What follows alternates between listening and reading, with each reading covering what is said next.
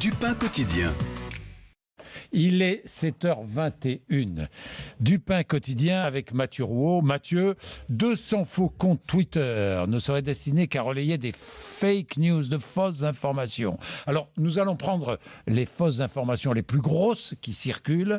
La France, par exemple, n'aurait plus de constitution depuis le 1er janvier 2017. Oui, voilà alors ce qu'on nous dit. C'est pas la première fois qu'on entend cette fausse information. C'est d'ailleurs l'une des caractéristiques des fake news. Elles sont anciennes et puis elles ressortent opportunément, comme c'est le cas depuis le début du mouvement des Gilets jaunes. Dans ce cas précis, tout part d'une vidéo conspirationniste signée Serge Petit-Demange qui nous explique devant des images de manœuvres militaires pourquoi la France n'a plus de constitution depuis le 1er janvier 2017 et donc pourquoi l'élection d'Emmanuel Macron serait illégale. Il se base en fait sur un décret daté du 5 décembre 2016, un décret sur la création d'une inspection générale de la justice, autorité placée sous le contrôle du ministère de la Justice et qui a pour but, comme son nom l'indique, d'inspecter les travaux de la justice. Le problème, c'est que cette autorité politique, donc, aurait aussi le pouvoir de contrôler la Cour de cassation qui dépend, elle, du pouvoir judiciaire. Ça remettrait en cause le principe de séparation des pouvoirs et donc notre Constitution. C'est justement la raison pour laquelle le Conseil d'État a été saisi à l'époque par d'éminents juristes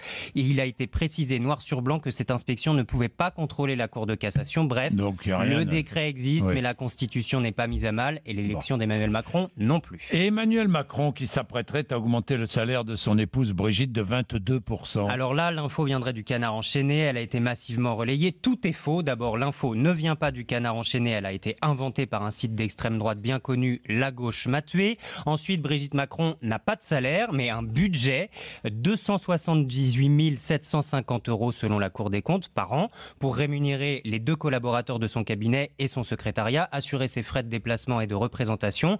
Au passage, pour Emmanuel Macron, là, il s'agit bien d'un salaire. Il s'élève à 13 884 € net par mois. Ça ne fait pas de lui le mieux payé de l'Élysée, puisque ses conseillers sont payés entre 6 et 15 000 € net par mois. Les députés bénéficient de frais d'obsèques de plus de 18 000 €.